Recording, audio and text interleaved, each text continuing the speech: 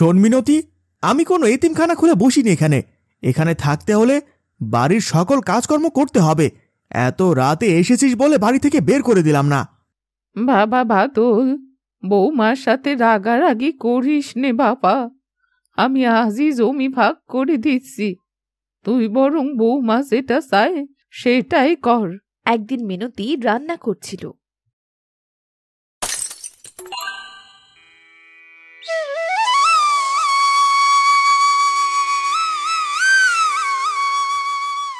হ্যাঁ গো, বলি এভাবে আর কতদিন? আমি আর পারছি নে বাপু, আর পারছি নে আমি। এইটুকু বাড়িতে আমার দম বন্ধ হয়ে আসে। গোয়াল ঘরের মতো একটু বাড়িতে তোমার মা, ভাই, ভাইয়ের বউ, উফ, আমি এই পরিবেশে আর থাকতে পারবো না। সে কি গো গিন্নি, আমাদের আপনজন হলো আমাদের পরিবার, আর পরিবার নিয়ে থাকতে তো তোমাকে হবেই। তাছাড়া আমি জানি গো, তুমি জমিদার বাড়ির মেয়ে, তোমার রাজপ্রাসাদে থেকে অভ্যাস। তোমার কি আর এইটুকু বাড়িতে বসবাস করতে ভালো লাগে? কিন্তু কি করব বলো, এছাড়া তো আর কোনো ভিটে বাটি আমার নেই গো যেখানে তোমাকে রাখবো। একটু কষ্ট করে মানিয়ে নাও না গো, মানিয়ে নাও। দেখবে একদিন বিধাতা আমাদের সব দেবে, সেদিন না হয়। কেন, তোমার মার তো জমির অভাব নেই। তোমার মাকে বলো না জমি ভাগ করে দিতে। তারপর আমাদের ভাগের জমিতে গিয়ে আমরা নতুন বাড়ি করবো খন। আর এই পুরনো বাড়িতে তোমার ভাইদের সাথে তোমার মা থাকবে। না গিন্নি না, এমনটা হতে পারে না। এখনই জমি জমা কিচ্ছুটি ভাগ হবে না, হবে না, হবে না। যতদিন মা বেঁচে আছেন ততদিন মার এক টুকরো জমিও ভাগ হবে না। এখন ওনার জমি জমা আছে বলে সবাই লোভে তাকে সম্মান করে, ভালোবাসে, চারটে খেতে দেয়। আর যখন সবকিছু আমাদের নামে করে দেবেন, তখন তো আমার মায়ের এক থালা ভাত খেতে দিতেও তোমরা ভাগ করে খেতে দেবে। তখন দেখা যাবে ছোট বউ মাকে খাবার দেবে ভেবে তুমি খাবার দেবে না, আর তুমি খাবার দেবে ভেবে ছোট বউ খাবার দেবে না। তখন মাকে না খেয়ে থাকতে হবে। তা তো অবশ্যই। দুই ছেলেকে জমি ভাগ করে দেবে তো আমার ঘরে একা কেন খাবে? তোমার ভাইয়ের ঘরেও খাবে। বাড়িতে কত কাজকর্ম আছে, কিছু করে চারটি খাবে, আরামায়েশে দিন কাটাবে। সেজন্যই তো বললাম, মা বেঁচে থাকতে কিছুই ভাগ হবে না। আর এটাই আমার শেষ কথা। আর কথাটা তুমি মাথায় রেখো কেমন? আমার মাকে চারটে খেতে দেবে, তাতে আবার বাড়ির কাজকর্ম করতে হবে মাকে, সেটা কখনোই সম্ভব হবে না।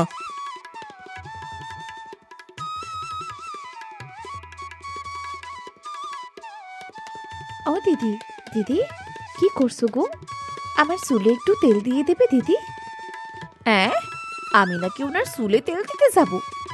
কোথাকার কোন নবাব নন্দিনী রে তুই, যে আমি তোর চুলে তেল দিতে যাব? সত্য সব, আমার এত যত্নে রাখা নখ নষ্ট হয়ে যাবে যে। আমাকে হুকুম করছিস? জানিস আমি কোন বাড়ির মেয়ে? আমার চুলে তেল দেবার জন্য আর আমার যত্ন নেবার জন্য তিনটে কাজের বুয়া আছে, আর সেই আমি কিনা তোকে তেল দিয়ে দেব? ঠিক আছে দিদি, আমি না হয় মাকে বলি গো আমার চুলে একটু তেল দিয়ে দিতে। আমি না আমার চুলে একা একা তেল দিতে পারি না গো।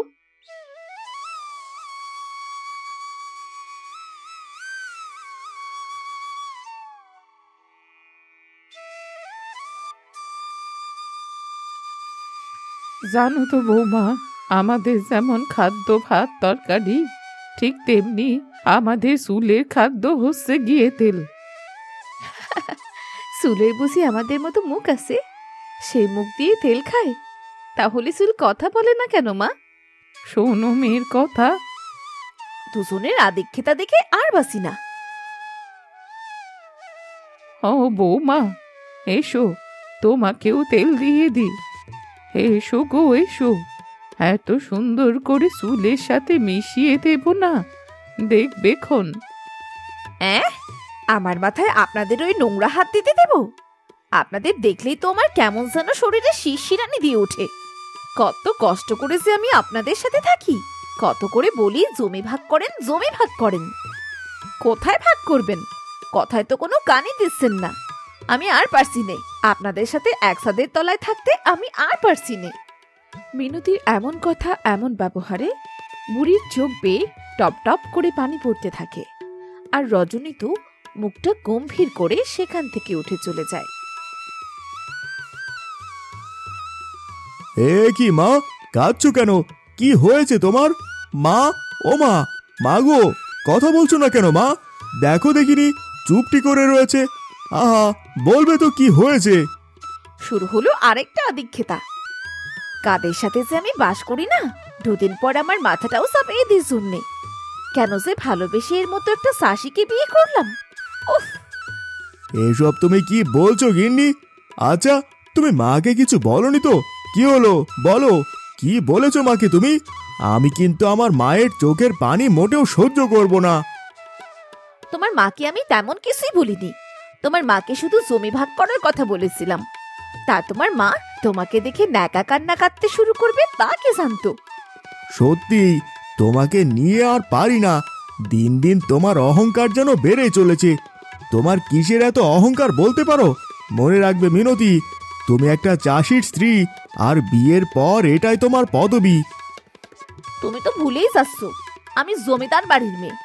আমার অহংকার থাকবেই। আর আমি যেখানে সেখানে তোমার সাথে আর থাকতে পারবো না। আমি কি আমার বাড়িতে এমন পরিবেশে থেকেছি বলো? তোমাকে সবটা মানিয়ে নিতে হবে। আমি চাষি, আমার ভাঙা ঘর বাড়ি, এটুকু বাড়িতে সবাই মিলে থাকি বা থাকতে হবে।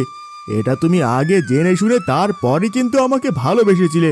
তবে আজ কেন তুমি এগুলো বলছো? বাবা বাদল, বৌমার সাথে রাগারাগি করিস নে বাবা। আমি আজই জমি ভাগ করে দিচ্ছি। তুই বরং বৌমা যেটা চায় সেটাই কর। না মা, আমি মিনতির এমন আবদার রাখতে পারবো না। তাতে মিনতি আমার সাথে থাকলেও ভালো, আর না থাকলেও ভালো। শোনো মিনতি, তোমার বাবার জমিদারি থাকতে পারে, কিন্তু আমার বাবার তা নেই। এখানে থাকতে হলে এইভাবেই সবার সাথে মিলেমিশে থাকতে হবে। আর যদি না পারো তো তোমার বাবার জমিদারিতে গিয়ে থেকে দেখো কদিন। তুমি আমাকে চলে যেতে বলছো? ঠিক আছে, আমি চলে যাচ্ছি। তোমার মতো শাশির সাথে আর নয়। তারপর মিনতি রাগে অভিমানে চলে যায় তার বাবার বাড়ি।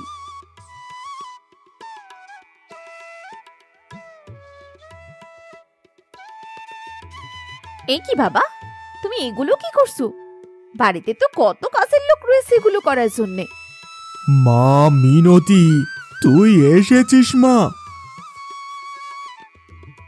তোর ভাই সকল জমি জমা লিখে নিয়েছে, তারপর বাড়ির সব কাজের লোকদেরকে বের করে দেয়, আর বাড়ির কাজকর্ম আমাকে দিয়েই করিয়ে নেয়। সেসব কথা থাক মা, তা তুই হঠাৎ করে এলি, কোনো সমস্যা হয়নি তো?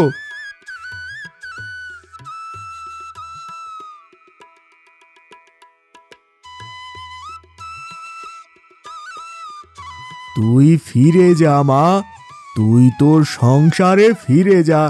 তোর ভাই কখনোই তোকে বসিয়ে খাওয়াবে না। বিয়ের পর মেয়েদের নিজের বাড়ি হয় শ্বশুর বাড়িতেই মা। এই বাড়ি তোর ভাইয়ের, সে কখনোই তোকে আশ্রয় দেবে না। এখানে থাকলে আমার মতো খেটে খুঁটে খেতে হবে। তুই ফিরে যা মা, যা মা যা। হ্যাঁ বাবা, তাই যাবো। আমি আমার ভুল বুঝতে পেরেছি বাবা। আমি আর কখনো আসবো না। আমি নিজের বাড়িতেই থাকবো বাবা।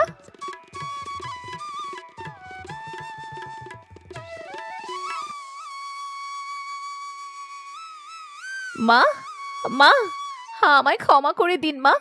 আমি আমার ভুল বুঝতে পেরেছি। মা তোমাকে ক্ষমা করলেও আমি তোমাকে ক্ষমা করব না মিনতি। তুমি বেরিয়ে যাও এখান থেকে। তোমার মতো অহংকারী বউ আমার লাগবে না। দুষ্টু গরুর চেয়ে শূন্য গোয়াল অনেক ভালো। তারপর বাদল মিনতিকে বাড়ি থেকে বের করে দেয়। মিনতি কাঁদতে কাঁদতে আবারও বাবার বাড়িতে যায়। সেখানে যাবার পর, শোন মিনতি, আমি কোনো এতিমখানা খুলে বসিনি। এখানে থাকতে হলে বাড়ির সকল কাজকর্ম করতে হবে। এত রাতে এসেছিস বলে বাড়ি থেকে বের করে দিলাম না। আমি সব কাজ করব, তবু আমায় বের করে দিও না। আমায় একটু আশ্রয় দাও। আমার সে যাবার কোনো জায়গা নেই। আমি আমি কোথায় যাব, কি করব বলো? আমি জমিদার বাড়ির মেয়ে। এইভাবে দেখতে দেখতে বেশ কয়েক মাস কেটে যায়। একদিন মিনতি রান্না করছিল। দিলি তো সব ফেলে। কাজের সময় মন থাকে কোথায় শুনি? বুঝেছি, ওই চাষির বাড়িতে মন থাকে তোর, তাই না? যা বলছি, বেরিয়ে যা, ওই চাষির বাড়িতে যা। এইভাবে বলছো কেন? সে চাষি হোক বা অন্য কিছু, সে আমার স্বামী হয়। এতই যখন স্বামী ভক্তি, তাহলে কেন কেন আমাদের এখানে পড়ে রয়েছিস? যা না, যা, স্বামীর বাড়িতে যা। আমি আমি কেন যে অহংকার করতাম, এখন আমি কি করব? যাব, আমি আমার বাড়িতেই যাব, আমার স্বামীর বাড়িতেই যাব। আমি ছোট হোক যেমনই হোক, ওটা আমার স্বামীর বাড়ি, আর স্বামীর বাড়ি মানে আমার বাড়ি। সবাই ওখানে আমায় কত ভালোবাসতো, আর আমি সবসময় তাদের সাথে। ঠিক তখনই সেখানে বাদল চলে আসে। মিনতি, এই মিনতি, কোথায় তুমি? তোমাকে নিয়ে যেতে এসেছি মিনতি। যাবে না তুমি আমার সাথে আমার ওই ছোট্ট রাজপ্রাসাদে? যাবো, আমি যাবো গো, আমায় নিয়ে চলো। আমি আমার ভুল বুঝতে পেরেছি গো। মেয়েদের বিয়ের পর স্বামী ছাড়া আর কেউ আপন হয় না গো, আর কেউ ভালোবাসে না। যাক, তুমি তোমার ভুল বুঝতে পেরেছো, আমি তাতেই খুশি গো। তা তুমি কি এখনো চাও আমার মার জমি জমা ভাগ করে আমার ভাগেরটা আমি লিখে নেই, আর আমরা আমাদের মাকে রেখে আলাদা বাড়িতে থাকি? না গো না, সেসবের দরকার নেই। আমরা যেখানে থাকবো মাও সেখানেই থাকবে, সবাই একসাথে মিলেমিশে থাকবো আমরা। এই না হলে আমার গিন্নি। যা মা, বাড়িতে যা, সুখে শান্তিতে সংসার কর, মোটেও অহংকার করবি নে। মনে রাখিস, অহংকার পতনের মূল। হ্যাঁ বোন, তোর ভুল ভাঙানোর জন্য আমরা এতদিন নাটক করেছিলাম। আমাকে ভুল বুঝিস না বোন, এবারে তোর ভুল ভেঙেছে, তুই শুধরেছিস। তুই যা বোন, নিজের বাড়িতে যা। তার মানে? এসব কিছু আমাদের সাজানো নাটক ছিল। বেলা যে চলে যায়, মা আছেন অপেক্ষায়। তারপর মিনতি ও বাদল সেখান থেকে বেরিয়ে হাঁটতে শুরু করে তাদের গন্তব্যে।